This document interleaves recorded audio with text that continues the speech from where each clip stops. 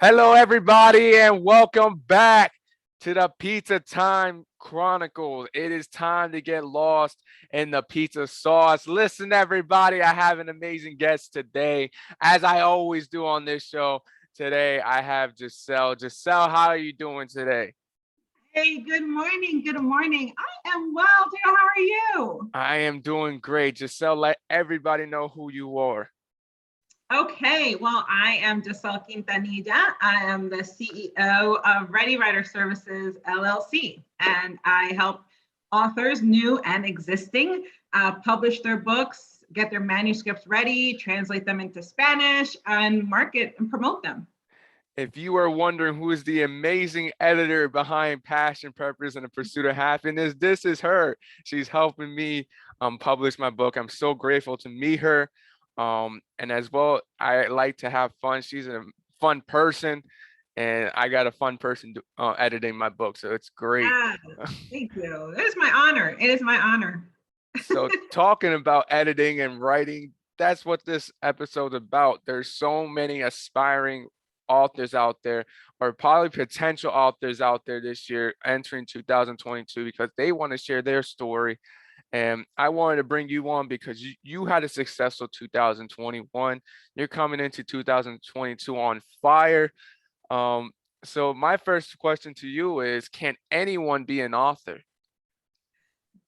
Is a great question, Dio. So, just for everybody to know, the short answer is yes. Yes, anybody can be an author. It doesn't take authors and writers, I always say, are two different things. So, not everybody is a writer. I think that's why God made ghostwriters, thank God, right?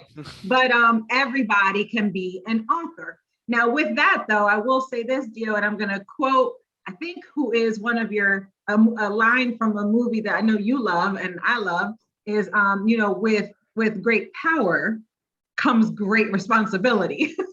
Oh So what my. I mean by that is, yeah, you can become an author, but to become a good one, there are things you got to do, right? So Yes, yes, that almost shed a tear right now just mentioning that line. I don't want to spoil it because I know don't spoil it. there's some people who still have not watched it. It's Right. been about 2 weeks. I don't know what to tell you after the month. At that point, I'm just No, gonna it's still, delete everything. yeah. Um, but it's great what you do, and it's great that you put a difference between the two because some people think, oh, if I'm becoming a writer, I have to become an author. Some people are just Right. naturally, they love to write, they love to just jot down ideas, they love to create blogs, and it's great that there is the difference was explained. So thank you for that. Um, Also, you do have your own company. You are the CEO for Ready Writing Services LLC. What does that mean to you, being a business owner and owning that type of business? Oh, absolutely. So, well, first of all, being a business owner, an entrepreneur, I love entrepreneurship. I have a very, very strong entrepreneurial spirit. I am definitely a cheerleader for entrepreneurs. I love promoting people. I love when people go out there and defy the system, let's say, right? Because culturally, I'm going to just speak to my culture. With Latinos, we're like, get a job, work, buy a house, Mhm. you're good, right? So, Right. you achieve the dream. And so I remember when I went into entrepreneurship, my family was like, what are you going to do?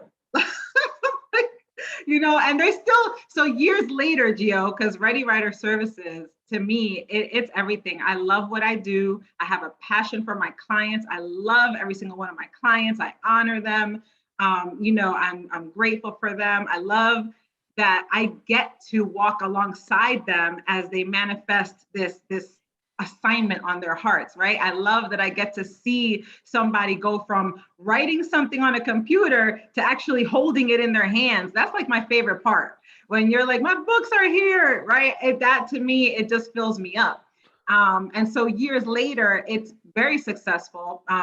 People are continuously coming and talking to me, and I don't take it for granted. I don't think I'm like this end all to be all. I'm very humbled by it.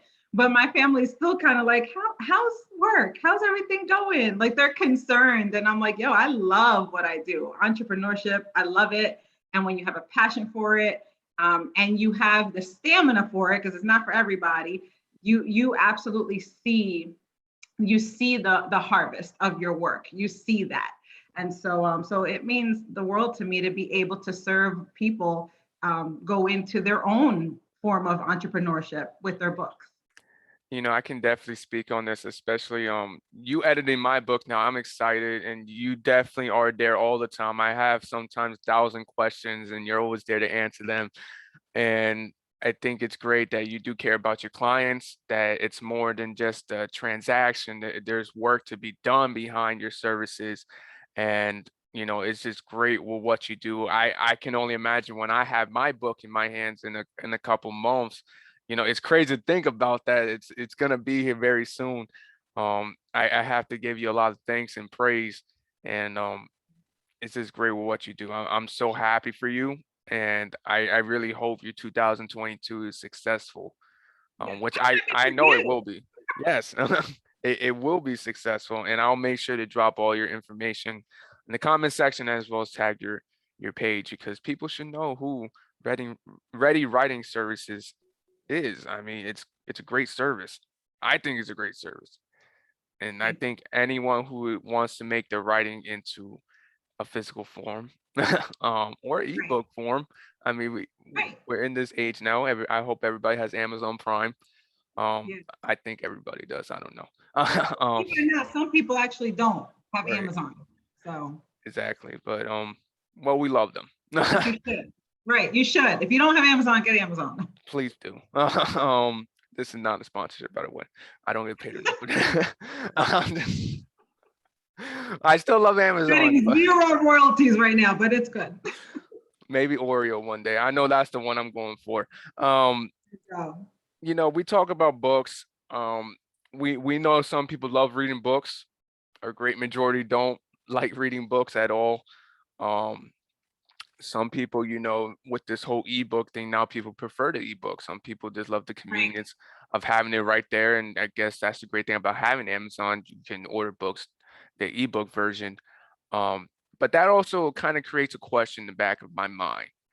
Does that mean, and I think I know the answer to this question, but do you think books will eventually stop being published as in the physical form? Like paperback. Yeah, Paperback, hardcover. Yeah. yeah. That's a great question, and I'm gonna say no. I'm gonna say no. I don't think they'll ever really stop being published. Honestly, just for the simple fact of, even with schools, right? So in the schools, they still really prefer you having the physical book, but at the same time, there are still very much avid readers out there who like the actual books. Now, that being said, I think everybody should have a variation of your paperback, your ebook, and your audiobook. Audiobooks are great right now because a lot of people learn differently, they retain information differently. So it's important to cater to the audience that way. But in terms of physical books, no, I think we're going to continue. And I will say this, if you're a writer, because we're talking about writers, you should be reading. If you're a writer, you cannot be a writer and not read. You should be reading. If you're a writer, it's literally like inhaling and exhaling. Right. Yeah, no, books will forever be published. Yeah, I agree. I think people just love, and I know I say I call it nostalgia, but just people just love buying a book. I think there's no exciting feeling than you going to Barnes and Noble and seeing all those books, and you can go physically pick one. I know as a kid, I loved Diary of a Wimpy Kid, Yeah, and that's what my kids read. every time a new book will come out, I will know when it's coming out, and I will run to Barnes and Noble or Sam's Club because they just always had them too. And Really good point, Gio, because so I will say this too for the adults watching, right? And tuning in, it really is though up to us to make sure books don't stop being printed, mhm, because that's a responsibility that we hold. So my kids, they're teenagers now, they're older, but even from when they were little, I still take them to the public library. Like, I know that that's a thing that maybe not everybody does, but I still take them and they still get books. And so even recently last week, my son he got a Barnes and Noble gift card and he was like, can we go to Barnes and Noble? I want to get a book and I want to, but that's because I instilled that in them. And so as adults, whatever child, it doesn't have to be your kid, but whatever child is in your life, you know, put that in them, right? Make those deposits in them of taking them to Barnes and Noble or a library, or showing them, you know, just all these great books, because the imagination, I think that's one thing that this generation, for some reason, it's not as active, is your imagination. You Mm-hmm. know, this newer generation, because when I was growing up, that's all I had. I didn't have, you know, I didn't have apps to go on. I didn't have all the video game consoles. I mean, I had Nintendo, Super Nintendo. Let me not age myself, but but at the same time, it's like, you know, I when I went outside to play, I had to use my imagination, and I think that that's something that we really need to hone in on, and we can do it through books. I agree. Keeping that alive. I know being a college student right now, there is a great majority of us, and I'm not gonna lie, there's a great majority of us that don't like to read, and it's confusing because you know you already have that assumption that once you go to college, you're gonna be reading a lot more and you're gonna be writing a lot of papers. And you know, sometimes to give us readings, there's only 5 pages long, and some of us like I still don't want to do this, and I get it. There's a lot going on in our lives. Everyone has different experience when going to college, but having that physical copy of a book, and I always get the physical copy, even though it costs more. I think we need to do something about college book pricing, but I Next always podcast. I always get the physical form because I like to take notes. I love to make marks in my book. And I think having a book and possessing that, you can do that. Right. It's a little bit more challenging with an ebook, because they have all this stuff. You have to highlight it, you have to click on stuff. And another thing is, I feel like with this Zoom era that we're in, we're constantly on our technology. I feel like having a physical book is that escape. Like, I don't have my phone around me. I'm not on a screen. I shouldn't have a screen to read because I'm just gonna stop reading, if I'm being honest. But because I'm gonna see silly cat videos. Um, but I think it's true what you said. We do have to continue that tradition and continue to publish books because, again, I think there's no better feeling than having that physical copy. I have a bunch of books right next to me from the co-author network, which you should be involved with. Yes. They have a great promotion going on with memberships. Shout out to the co-author network Yes, family. yes, Emilio, Danella, we love you. They will be on very soon on the Peachtown Chronicles. Yay! Um, But, jumping in, talking about books, there's a ton of them. There's a ton of great books, Oh, but what is your favorite book?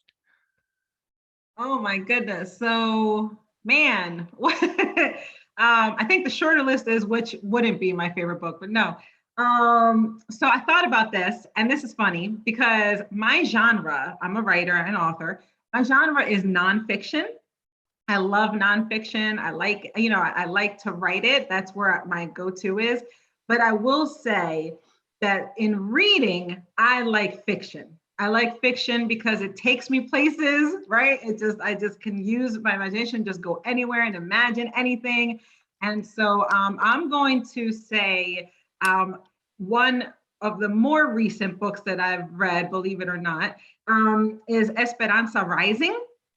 So Esperanza Rising is just it's a beautiful tale of and it's by Pam I want to say Pam Munoz Ryan, and it's just such an awesome tale of this little girl growing up in Mexico and just her, how she got here. It's just beautiful. I love it. I love, again, fiction. I think it's fiction based on nonfiction, but it's just a beautiful story. So I think I'm going to throw that out there as my favorite right All right, awesome. See, that's great. I know right now my favorite book is actually Will. Um, I think Will Smith just came out with it recently. I actually have it right next to me. now. Yes. See if it shows up. Are you reading it or did you read it already? I'm reading it very Okay, 'cause that's a slowly. thick book, right? Yeah, yeah. I was gonna say that's a pretty thick book, son. Yes. I love it. I love Will Smith as an actor. Um, I just bought this recently. I did get a Barnes and Noble's gift card after a speaking engagement. So I said, and it was perfect timing too, because I didn't know Will Smith was coming out with a book. And then it came out on Amazon and I saw it was on Barnes and Noble. I was like, great. Now I have something to spend my Barnes and Noble There you gift go. card. Because I know I wasn't gonna spend it on the Starbucks. That just happens to be in every Barnes and Noble now. I was about to say you could have gotten a muffin and a brownie, maybe a coffee. No, I'm kidding. I'm glad you got a book. Yes, I could have got chocolate croissants, but this was well worth it. I never had a chocolate croissant until Starbucks, so this is also not a sponsorship for Starbucks. We're just throwing in a whole bunch of We just look, just franchises. calling them in. Sponsorships, come in. I hope that, you know what, if this is sponsorship, I love Starbucks. I love Amazon. I will start wearing Amazon hoodies. I got this hoodie from Amazon, so um, That is so funny. it's um, but you know, a great thing with books, I feel, is they always recreate them in some type of way. Whether that becomes a TV show, that becomes you know, a piece of art, or that comes a movie, which Yeah, we know that sometimes the movie is better than the book, or the book is better than the movie. right. Um, in your opinion, for your favorite book, you know, which one of your favorite books got turned into a movie? Oh, so there are so many good books that were turned into movies, and good movies, like, like actually like, oh man, that's good, even though it's different from the book, but it's still good. So I'm gonna say one of the older ones is Pride and Prejudice. Mm, I did like Pride and Prejudice as well. And more recently, because I like to, dabble in and out of just all the different generations of books, is The Hate You Give. I did. I really enjoyed thoroughly The Hate You Give, both in book form and the movie. So I think those would be I'm going to say at the top of my list. all right. And that's great. I mean, I always get into these types of debates because I feel like some people have never read the book. They just go straight from the movie and then they're like completely clueless because Right. I just love it when people do read the book because you can hear them in the movie theaters like this didn't happen. They just added this. This is dramatic. I don't remember it this way. Um, That's funny because I do that. But here's the thing: the majority of the time, though, Gio, I actually watch the movie first, then go back to read the. okay, so it doesn't ruin your expectation. Yeah, right. Because then I'm like, oh, okay, right. But no, but there are instances where I'll read the book and then I see the movie and I'm like, okay, what? I know I did this with Diary of a Wimpy Kid because I know when he came out with the first movie, I had like these high expectations and I was like, why is he not wearing black and white? He's wearing color. And I keep forgetting like it's just a drawing. It's literally stick figures throughout the whole book. Um, and I figure, oh, these are actual people. Like this can actually happen, which is why I thoroughly enjoy those books. I think another one was Cat in the Hat, which I think nobody expected that to be as crazy as it was. But that's just Mike Myers. Um, Yeah, that was yeah. they casted That, that. that wasn't one of my favorites. It wasn't really to my liking. It wasn't one of my favorites, but it was hilarious. I can't deny it. I It was. It was. I because do appreciate him. I appreciate him as an actor, as an artist. But Mike Myers is something else on the screen, and I feel like that's why that movie was as popular. It wasn't as liked, but it was as popular as it was because right. they did not follow the book at all. It was just they just did their own thing, which Yeah. Yeah. A lot of their own thing. traumatized a lot of kids. Um, Like, okay. I don't think people were ready for a real live action Cat in the Hat movie because No. they just know not to do it again. After that one, I have not seen another Right. Well, a listen, live. I'm a whole adult and I wasn't ready. I was like, oh, okay. I rewatch it now. I do laugh. I do rewatch that movie because I think it's not liked, but I think it's underrated because it was popular. I think Mike Myers as an actor is you just gotta see his movies to understand. Um, Yeah. start with Austin Powers and make your way up. And Right. Agreed. Yep. yep. Yep. But I'm just thinking of this guy. Um, but yeah, just we're coming into 2022. Do you see an uptick of writers? Do you see more people taking that leap of faith and potentially wanting to write their own book? I do. I really do. And I'm going to tell you why, Gio, because what the pandemic taught me, as it did with other people, is, we don't really have all that much time left. I think that time is something we take for granted. I know you watched, one of the lives that I did where I was talking about time management. And I'm very passionate about time because, and I always have been, but I'm passionate about time because I have misused a lot of time. I've wasted a lot of time in my life and doing a whole lot of nothing.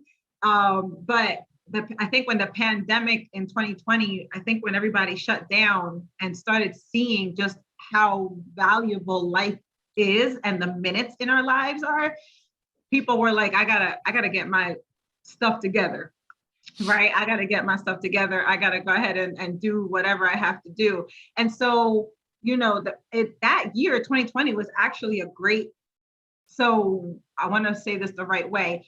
It was a year where Ready Writer Services LLC did well.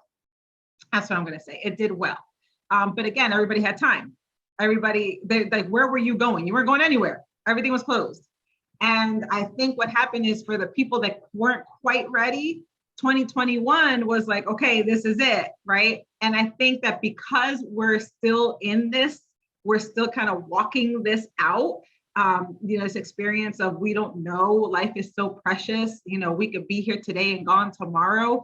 And I hate to say it that way, but it's the God's honest truth. I mean, I've literally experienced like 3 people losing their lives just in the past 2 weeks. And so I think that continuous realization of, I don't have all this time to waste anymore. I think that 2022, people are going to be like, okay, I'm ready. Like, this is what I want to do. And I, to me, it's an honor again to walk with people who are really ready. Like, they don't just say it, they're not talking about it, they're being about it. But I think it's just going to continue because people are realizing that your story matters. What you went through, it matters. What you endured, what you experienced, the hell that you had to walk through, other people need that. They need that. And, and you and I were talking, I think before we started here, about how now people are seeing you and they want to, go ahead and move forward with their books and their assignments. And that's why it's important for us to say, yes, okay, I'm going to do this. I'm going to publish this book. I'm going to start this podcast. I'm going to launch this business. I'm going to do this website. Other people need to see you do it. They need to see you do it because that encourages them to step into what they're called to do. And I don't think we realize the level of responsibility that we have, that our calling, what we are called to do, it's not just about us. It's not about us. It's not about us elevating. It's not about us making money. It's not about us, getting our names out there. It's not about that. It's about making sure that we do it and other people are empowered to do it as well. If you don't take anything else away from this podcast, make sure you scroll back and you listen to everything that Giselle said, because she just hit the target. And she literally lists everything I did in this year about starting a business, starting a website, writing my own book. There's a word I feel like that's going to be really important in 2022, and then starting in 2021. It's legacy. And leaving that legacy and what you're going to be remembered for and what you're establishing for the world, for other generations to follow, and even generations after, before you, and after you. Books do that. Yeah. People can see. I always say that your book is your literary legacy. It's your business while you're here on the earth. But when you leave, it's your literary legacy. And not only that, but you got to leave this world empty. You got to leave empty. Everything you have inside you has to be poured out while you're here, while you're living. Right. And, I really encourage everybody out there who's a writer, if you want to take the next step, make sure that you do go for that book, whether if it's a children's book, whether that's just a collection of poems, which shout out to Carmen with her, because she did phenomenal with that. I'm reading it now too with Will.